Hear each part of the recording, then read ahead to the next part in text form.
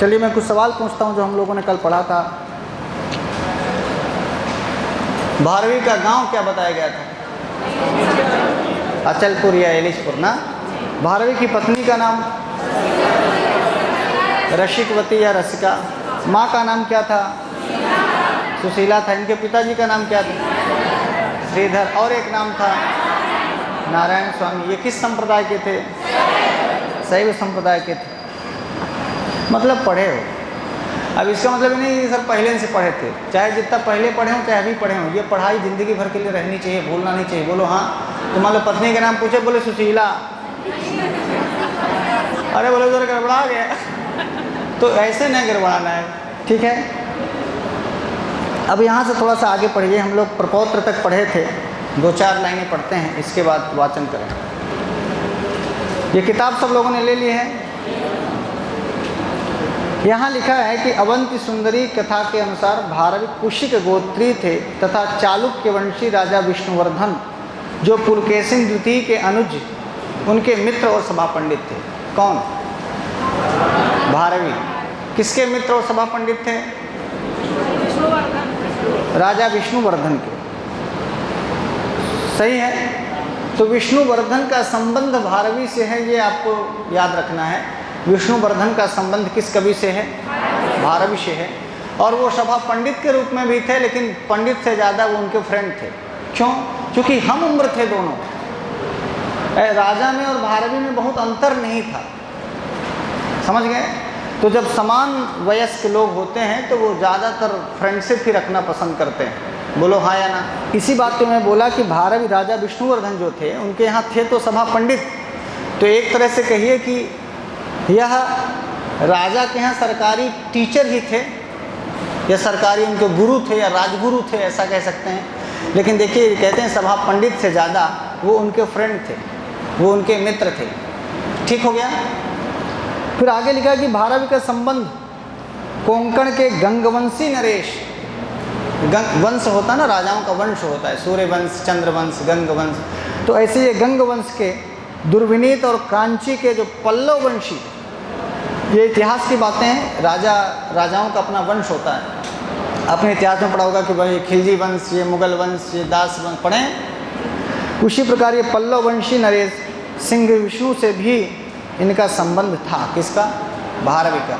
तो ध्यान रखिएगा, विष्णुवर्धन के साथ भी इनके संबंध थे, दुर्विनीत के साथ भी इनके अच्छे रिश्ते थे, और सिंह विष्णु के साथ भी इनके रिश्ते थे। और ये जब भारवी आपकी उम्र से छोटे ही रहे होंगे, तब के भारवी का मैं चरित्र आपको बता रहा हूँ। आप समझ रहे हैं? अर्थात बूढ़े भारवी उनके मित्र नहीं थे, राजा भी जवान और भारवी भी जवान। लिखा है कि बाद में सिंह विष्णु के जो पुत्र हुए, इसे देखना तो आपको समझ आएगा कि किस उम्र में सिंह विष्णु के साथ रहे होंगे। कि बाद में सिंह विष्णु के पुत्र महेंद्र विक्रम के राज दरबार में भी भारवी रहे हैं। क्या समझ आया? सिंह विष्णु के साथ भी राज दरबार में ये राज पंडित थे, और जब सिंह विष्णु के बाद इनका बेटा राजा बना तो महेंद्र विक्रम, तो भी ये क्या थे? अब महेंद्र विक्रम के साथ जब ये थे तब ये उम्र दराज थे। क्या थे? अब इनके बाप के, महेंद्र विक्रम के बाप के मित्र थे, तो हम समवयस्क थे। तो जो उम्र अब राजा की हो गई होगी वही उम्र भारवी की हो गई। लेकिन राजा बदला, लेकिन उसने राजगुरु नहीं बदला। यानी अपने राजसभा के गुरु, अपने पिताजी के पंडित को, अपने पिताजी के आचार्य को उसने नहीं बदला। और चूँकि भारवी जब बचपन में इतने कुशाग्र बुद्धि के थे, आप समझ सकते हैं कि जब जो आदमी 15-20 साल की अवस्था में राजघराने में उठने बैठने लगता हो, तो यदि वो 60-70 का हो गया होगा तो उनकी क्या धमक रही होगी संस्कृत जगत में और उनके विद्वता में। कि अर्थात यदि आज महेंद्र विक्रम सोचता कि यार हमको इनसे बड़ा विद्वान चाहिए, तो खोजेगा। आप समझ रहे हैं? तो उनके पिताजी भी भारवी की विद्वता से प्रभावित होकर के अपने राज्य में उन्हें स्थान दिया था, या अपने राज दरबार में स्थान दिया था। और उनके पुत्र महेंद्र विक्रम ने भी राज दरबार में भारवी को स्थान दिए। हाँ, ये सही बात थी कि उस समय भारवी फिर थोड़ा सा एजेड रहे होंगे। क्योंकि सिंह विष्णु से मिलते समय भारव की अवस्था केवल 20 वर्ष की थी, ऐसा प्रमाण मिलता है। तो माने जब पहली बार ये राज दरबार में गए होंगे तो ये 20 वर्ष की अवस्था में गए, और 30-40 साल बाद जब उनका राज्य बदला होगा तो ये 60 साल के रहे होंगे। आप समझ में आई बात? ये मैं उम्र नहीं बता रहा हूँ, मैं ये बता रहा हूँ कि 2 पीढ़ियों का मार्गदर्शन करते हैं भारवी। ऐसे ही आपने देखा होगा, शुकनासोपदेश पढ़ेंगे तो शुकनास चंद्रापीठ का मंत्री नहीं था, वो तो तारापीठ का अमात्य था। लेकिन जब उनका पुत्र चंद्रापीठ को राजकुमार से राजा बनाने की, युवराज बनाने की प्रक्रिया हुई तो मंत्री नहीं बदला गया, क्योंकि तारापीठ की उम्र और शुकनास की उम्र लगभग बराबर थी। बोलिए हाँ या ना? तो जब युवावस्था में तब राजा मंत्री थे वो लोग, और जब उनका बेटा राजा बना या युवराज बना तो फिर उपदेश देने के लिए शुकनास को ही चुना गया। बोलिए हाँ या ना? इसलिए ये ध्यान रखना है हम लोगों को कि सत्ताएं बदलेंगी, सरकारें बदलेंगी, पर आपने देखा होगा कि आप नहीं बदलते। जैसे मान लीजिए स्कूल में आप मास्टर हो गए तो फिर क्या फ़र्क पड़ता है कि मायावती मुख्यमंत्री हैं कि अखिलेश मुख्यमंत्री हैं कि योगी मुख्यमंत्री हैं, कि आप समझ रहे हैं क्या कह रहा हूँ? तो राज दरबार में जिसकी नियुक्ति हुई या राज दरबार में जो राजा के साथ उठता बैठता था, तो राजा एक समय के बाद हो सकता है अपना रिटायरमेंट ले ले, राजगद्दी बदल जाए, पर यदि आपकी विद्वता है, आपने जो अर्जन किया है, ज्ञानार्जन किया है, जो आपका सामर्थ्य है, वो आजीवन नहीं बदलता। इसीलिए कहते हैं कि नृपत्वम, जो राजा होता है वो केवल अपने जहाँ तक उसकी राज्य सीमा होती है वहाँ तक पूजा जाता है, लेकिन विद्वान सर्वत्र पूजित। तो हमें क्या करना है? हमें अपना व्यक्तित्व बढ़ाना, अपना ज्ञान बढ़ाना है, अपनी सामर्थ्य बढ़ानी है, ताकि आपकी कीमत किसी भी सरकार में या किसी भी राज दरबार में या किसी भी जगह आपका अस्तित्व बना रहे। ठीक हो गया? मैं ये बात इसलिए आपको इस तरह से बताता हूँ कि ताकि आप समझ पाएँ कि कैसे यही कवि उनके साथ भी था, इनके साथ भी था। लगता है सब फर्जी लिखा है, सब गलत बात लिखी है। नहीं, फर्जी नहीं भाई। आप ये देखो, आपका कम से कम 70 साल, 80 साल, 90 साल, 100 साल का जीवन होता है, तो ऐसे 100 सालों में आप कितने स्कूल पढ़े होंगे, कितने स्कूल बदले होंगे, कहीं से डिग्रियाँ नहीं होगी। और वैसे भी जब नौकरी में जाते हैं तो आप बहुत बार कुछ दिन इस स्कूल में, कुछ दिन उस स्कूल में, जो ट्रांसफ़र वाले जॉब होते हैं तो कुछ दिन इस शहर में, कुछ दिन उस शहर में, कुछ दिन उस शहर में, ऐसे चलता रहता है। इस प्रकार यह कहा जा सकता है कि भारवी विष्णुवर्धन, सिंह विष्णु, महेंद्र विक्रम एवं दुर्विनीत के आश्रय में रहने वाले एक दाक्षिणात्य कवि थे। समझ में आ गया? और एक बात मैं बताता चलूँ, जो कवि होता है, जो विद्वान होता है, जो पंडित होता है, वो किसी एक का नहीं होता। वो किसी भी दरबार में जो कहीं भी जाएगा तो कौन राजा ऐसा है जो उससे संबंध नहीं बनाना चाहेगा? कौन राजा है जो उससे अपना संबंध नहीं रखना चाहेगा? कौन उसे राज दरबार में सम्मानित नहीं करना चाहेगा? बोलिए हाँ या ना? जैसे मान लीजिए आप यूपी में मास्टर हैं और मान लीजिए आप विद्वान हैं, तो एमपी में भी तो आपकी नियुक्ति हो सकती है, बिहार में भी तो आप जा सकते हैं, गुजरात भी तो आप जा सकते हैं। बोलिए हाँ या ना? तो ये जो बहुत सारे राजाओं के यहाँ राज्याश्रय की बात होती है भारवी की, वो इसी संदर्भ में है कि भारवी में ज्ञान ही इतना था, भारवी का व्यक्तित्व ही ऐसा था, भारवी की विद्वता ही ऐसी थी कि हर राजा चाहता था कि काश कहीं ये व्यक्ति मेरे पास हो जाता। आप देखे होंगे कि यदि बहुत अच्छा कोई विद्वान है, कोई बहुत अच्छा राजनेता है, या कोई बहुत अच्छा ड्राइवर है, कोई सा भी जो अपने क्षेत्र में बहुत महारत हासिल है, तो हर आदमी चाहता है कि यार ऐसा आदमी मेरे साथ होता तो अच्छा होता। ऐसे ही भारवी उस समय के इतने प्रकांड पंडित थे कि हर राजा चाहता था कि इनसे हमारा संबंध हो जाए। अब भारवी का उपनाम आतपत्र भारवी के रूप में विख्यात है। आतपत्र भारवी। तो ये बहुत बार सवाल पूछा जाता है कि आतपत्र उपाधि किसकी है? भारवी की है। तो इसे आप इस प्रकार से समझिएगा, आतपत्र माने छाता होता है। क्या होता है? और कल हमने पढ़ाया था कि भा माने प्रकाश और रवि माने सूर्य। अब मेरे ख्याल से आप समझ गए होंगे मैं जो बताने जा रहा। यदि भयंकर सूर्य की गर्मी हो तो आपको क्या चाहिए? तो भारवी को भी क्या चाहिए? छाता। हाँ या ना बोलो? जो भा रवि है, जो भा जिसमें रवि की भा है, जिसमें रवि की भा है माने आभा है, प्रकाश है।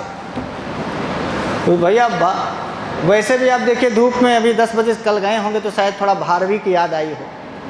तो जब जब तुम्हारे धूप लगे तब तक भारवी बब्बा को याद करके, भारवी थोड़ा कम हो जाओ यार, हम तुमको पढ़े थे। ज़्यादा धूप लगे मतलब किसको याद आनी चाहिए? भारवी की। और भारव की याद करिए और भारव को कहिए कि अपना आत्मपत्र दे दो। ए भारवी, अपना आत्मपत्र दे दो। मतलब ये मैं क्यों आपसे इसलिए बताता हूँ ताकि आप जीवन में ये न रटना पड़े कि नहीं आत्मपत्र भवभूति के हैं कि भारवी के हैं, आत्मपत्र उपाधि भवभूति के है कि भारवी के है कि भास की है कि कालिदास की है। ऐसा कन्फ्यूज़न नहीं होना चाहिए। आपको भारवी इस नाम में ही आत्मपत्र मिलना चाहिए। बोलिए। और यदि आत्मपत्र भारवी की उपाधि है, यह आप रट के सीख रहे हैं, तो फिर यहाँ आने का मतलब क्या है? हाँ या ना बोलो। यहाँ आए किस लिए हो? यहाँ इसलिए आए हो कि अब रात 2 बजे भी कोई तुम्हें जगा के बोले कि भैया ए भैया आत्मपत्र को वहीं, अरे बोले तुमको पता नहीं है भा रवि सूरज भा प्रकाश आत्मपत्र छाता वो भारवी। ये कम्युनिकेशन समझ रहे हैं? बोलो हाँ या ना। अब कभी भी किसी भी परीक्षा में आत्मपत्र और भारवी का सीधा संबंध है, क्योंकि धूप का और छाते से सीधा संबंध है। बोलो हाँ या ना। इसलिए कभी भी अब आपके कन्फ्यूजन में ये बात नहीं आनी चाहिए। और परीक्षा हाल में पूछा कि आत्मपत्र किसका है, लिख ले भवभूति है। नहीं भवभूति ना हो जाला, भा टाइप के रहा कुछ, भरतेरिया का नहीं, भा से नाम रहा होकर कुछ। अरे भाई नाम देखो, उसका अर्थ देखो, आत्मपत्र देखो, उसका अर्थ देखो, तुमको ये सवाल ही बताएगा कि उत्तर कहाँ है। हाँ या ना कर लेंगे। तो ये आत्मपत्र और भारवी का संबंध समझ गए। अब किरातार्जुनीयम के 5वें सर्ग के इंद्रकील पर्वत के वर्णन प्रसंग में उपमा अलंकार के एक अत्यंत रमणीय प्रयोग के आधार पर विद्वानों ने भारवी को आत्मपत्र की उपाधि से विभूषित किया। विद्वान भारवी को आत्मपत्र कहने लगे। क्यों? तो ये किरात का एक 5वें सर्ग का 39-39वां श्लोक देखिएगा, जो 5वां सर्ग आपके पाठ्यक्रम में नहीं है, पर पढ़िएगा कहाँ से वो आत्मपत्र कहने लगे इन्हें। तो लिखा है कि उत्फुल्ल स्थल नलिनी वनादमुष्माद उद्भूतः सरसिज संभवः परागः वात्याभिर्वियति वियर्तितः समन्तात् आधत्ते कनकमयात पत्र लक्ष्मी। यही लास्ट वाली लाइन, कनकमयात पत्र, कनकमय आतपत्र लक्ष्मी। ये कनकमय आत्मपत्र जो भारवी ने कहा, इतना सुंदर उपमा दी इन्होंने कि लोगों ने कहा कि वाह क्या शब्द आपने दिया है, और तब से लोग उनको आत्मपत्र कहने लगे। ऐसे ही हर कवि की उपाधि में एक छोटी सी कहानी जुड़ी हुई है ना, उस कहानी को याद रखेंगे तो उससे आपका कवि से संबंध सीधा सीधा बना रहेगा। वह पद्मराग जो विकसित कमलिनियों से उड़ाया गया है, आंधी से आकाश में विवर्तित होकर बिल्कुल स्वर्ण छत्र की शोभा को धारण करता है। तो कनक माने होता है सोना, कनकमय स्वर्ण छत्र, तो छत्र माने छाता, तो सोने का छाता। तो आत्मपत्र का मतलब मैंने आपको छाता ही बताया, और भारवी का मतलब जो सूर्य का प्रकाश, तो सूर्य के प्रकाश में हमें सोने का छाता मिल जाए तो क्या बात है। इसलिए आत्मपत्र से और भारवी का सीधा संबंध था, है और आगे भी रहेगा। ठीक है। अब देखिए काव्य माने वो चाहे महाकाव्य हो, चाहे नाटक हो, चंपू काव्य हो, कोई सा भी काव्य, तो सब काव्य हैं। काव्य व्याकरण, नीतिशास्त्र, कामशास्त्र, छंदोलंकार आदि सभी विद्याओं का भारवी ने पूर्ण अनुशीलन किया था। निरंतर राजाओं के साहचर्य में रहने के कारण भारवी राजनीति के उद्भट विद्वान हो गए। अच्छा, राजनीति भी एक पाठ है, आपको लगता है कि नहीं? कितने लोग कहते हैं कि यार इससे राजनीति करते नहीं बनती, ये साला बड़ा राजनीतिज्ञ है, ऐसे भी कुछ लोग कहते हैं, ये बड़ा कूटनीतिज्ञ है, ये बड़ा राजनीतिक। राजनीति एक पाठ है, सबसे राजनीति नहीं बनती। बट हमारे संस्कृत जगत में एक नाम कौटिल्य का और एक नाम भारवी का ऐसा है जिन्हें बड़े आदर के साथ लेना चाहिए आपको, क्योंकि ये लोग कवि से ज़्यादा राजनीतिज्ञ थे। कवि तो थे ही, विद्वान तो थे ही, इसमें कोई शक नहीं। एक ने ऐसा सम्राट बनाया जो चक्रवर्ती सम्राट हुआ पूरे भारतवर्ष का, ये इतिहास गवाह है, वो भी संस्कृत के थे, चाणक्य। बोलिए हाँ या ना। और राजनीति के उद्भट विद्वान, संस्कृत के विद्वान, विद्वता के साथ साथ राजनीति के माहिर खिलाड़ी। बोलो हाँ या ना। कब किसको पकड़ना है, किसको छोड़ देना है, कब कैसे क्या करना है। बोलो हाँ। पूरे नंदवंश साम्राज्य का मतलब इतिहास ये कहता है कि चंद्रगुप्त मौर्य जीता। चंद्रगुप्त मौर्य की कोई औकात ही नहीं है भाई साहब। जिस दिन चाणक्य चंद्रगुप्त के जीवन से चला जाएगा उस दिन चाणक्य ही सब कुछ हैं। चंद्रगुप्त तो एक मुहरा है। बोलिए हाँ या ना। और चंद्रगुप्त को सम्राट चंद्रगुप्त बनाने वाला चाणक्य, और इसलिए आपको गर्व करना चाहिए कि वो भी संस्कृत के। बोलिए हाँ या ना। अब सोचिए जो 18-20 साल की उम्र में राजाओं के साथ उठता बैठता हो और सारी जिंदगी दुर्विनीत के साथ, महेंद्र विक्रम के साथ, सिंह विष्णु के साथ, विष्णुवर्धन के साथ सारा जीवन गुजारा हो, उस भारवी की कल्पना करिए कि भाई साहब राजनीति के कितने उद्भट विद्वान होंगे। और इसीलिए उन्होंने महाभारत का वो चैप्टर चुना जो राजनीति की दृष्टि से बहुत ही महत्वपूर्ण था और ग्रंथ लिखा किरातार्जुनीय। बात समझ में आ रही है। अर्थात इनका जीवन ही राजाओं के साथ बीता है, या आजकल आप कह लीजिए राजनेताओं के साथ बीता है। पहले राज्य व्यवस्था थी, अब प्रजातंत्र है। तो जब राज्य व्यवस्था थी तो ये आप सोचिए 18-20 साल का लौंडा राजा के यहाँ पहुँचा है। आप उम्र की कल्पना करिए। हो सकता है 18-20 साल में तुम गोली खेलते हो, कि लड़की को फ़ोन करते रहे हो, या हो सकता है व्हाट्सअप चलाते रहे हो, या हो सकता है इधर उधर घूमते रहे हो। आप, मैं इसलिए कह रहा हूँ कि आप कल्पना करिए आज की अपने उम्र की और उनके उम्र की, उस समय वो कहाँ था। और बाप के साथ तो था ही, साला विधवा के साथ भी। बेटा भी बोला कि भाई आपसे बड़ा विद्वान कहाँ मिलेगा। तो आपको क्या लगता है कि वो अयुन रिलिक एयोंग अयोच पढ़ने के लिए भारवी को रखे थे? आपको क्या लगता है कि अयुन रिलिक एयोंग अयोच पढ़ाते थे? भाई साहब ये पढ़ाते थे, ये विद्वान थे राजनीति के, कि किस राजा को अपनी ओर मिला लेना है, किसको छोड़ देना है, किसके साथ लड़ाई करनी है और किसके साथ मित्रता करनी है। बोलो हाँ या ना। प्रजा के लिए यह कार्य करना है और ये नहीं करना है। तो इसीलिए राजा भारवी को अपने पास रखते थे। भारवी की ये समझ 20 साल की अवस्था में थी। और इसलिए मैं फिर से आपसे कह दूं कि सहयोगी, पढ़ा लिखा समझदार विद्वान सहयोगी हो तो आपको सही सलाह देता है और सही मार्ग पर रखता है। बोलो हाँ या ना। तो बहुत बार आपको ऐसे उदाहरण मिलेंगे, खासकर संस्कृत जगत में, कि आप ये देखे होंगे कि वो किंग भले ना बने हों पर हमेशा किंग मेकर बने रहे। बोलो हाँ या ना। वो राजा भले ही ना बने हों पर राजा बनाते रहे हैं हमेशा, और राजा बिगाड़ते रहे हैं हमेशा। और चाणक्य का नाम ही राजा के बनाने में भी और एक राजवंश को बिगाड़ने में भी चाणक्य का नाम आता है। और यह चाणक्य राजा के सामने चैलेंज दे के आता है कि भाई साहब अब तुम्हारी राजगद्दी खतरे में, ये चोटी खोल दिया, अब ये चोटी तब बंधेगी, या तो तू रहेगा या तो हम रहेंगे। बोलो हाँ या ना। ये कहानी नहीं है, ये एक फैक्ट है आपके पास। बोलिए हाँ या ना। तो मैं आपको इसलिए बताता हूँ कि हमारे पास ऐसे पूर्वज हैं कि भाई साहब देश हित के लिए, राष्ट्र हित के लिए यदि आपको चाणक्य बनना पड़े या भारवी बनना पड़े तो हमारी पूर्वज परंपरा तो यही कहती है। ठीक है, यहाँ तक समझ लिए। तो काव्य, व्याकरण, नीति शास्त्र, कामशास्त्र, छंदोलंकार, ये तो भारवी का पूर्ण अनुशीलन, ये तो साहित्य की बात है, ये तो ज्ञान की बात है, ये तो उन्होंने किया ही था। लेकिन राजाओं के साथ इतने दिन तक रहे कि इनको राजनीति का भी उद्भट विद्वान माना जाता था। तो ये लिंक रखेंगे कि भारवी संस्कृत के विद्वान के साथ साथ अच्छे बढ़िया राजनीतिज्ञ थे। राजशेखर के प्रमाण्यानुसार तो कालिदास और भर्तृमेंट की भांति भारवी की भी परीक्षा उज्जैनी में ली गई थी। और लिखा है श्रूयते चोज्जैन्याम काव्य कारक परीक्षा इह कालिदास मेंठा व अत्र अमर रूप सूर भारवयः हरिश्चंद्र, यहाँ भी लिखा है कि हरिश्चंद्र चंद्रगुप्तो परीक्षिता भी विशालायाम। विशाला माने उज्जैनी।